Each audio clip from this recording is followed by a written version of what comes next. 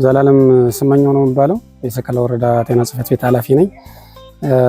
እዚህ ቦታ ላይ አሁን ግሽ አባይ ጤና ጣቢያ ነው የምንገኘው። ጽዱ፣ ማራኪ፣ ሳቢና ምቹ ለተገልጋይ ምቹ የሚሆን ተቋምን ከመፍጠር አንጻር ነው እየተሰራ ያለው። እውነቱን ለመናገር በዚህ በጀት ዓመት የዚህ የግሽ አባይ ጤና ጣቢያ ያለንበት ማለት ነው እንዲህ እንደምታዩት ውብ ነው፣ አምሯል። አስተዳደር ምክር ቤቱ እጅግ በጣም ደግፏል። በውስጥ ገቢ የተደገፈ ስራ ነው የተሰራው፣ በጣም ቁልጭ ያለ ማለት ነው።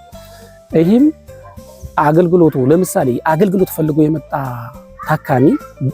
ታካሚ በጣም ረክቶ ነው የሚሄደው፣ በሳይኮሎጂም ታክሞ ነው የሚሄደው ማለት ነው። ስለዚህ ጽዱ፣ ውብና ማራኪ ምቹ የሚለው ለዛ ነው።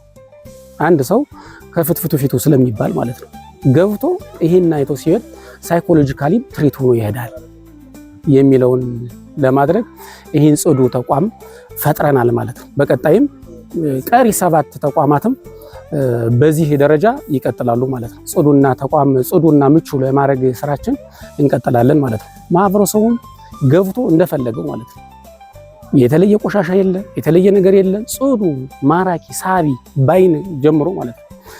ይህንን አይቶ በአእምሮ ትሪት ሆኖ ስለሚሄድ ይህን የተቋም ግንባታ ስራችን ተጠናክሮ ይቀጥላል የሚል እንትን አለ።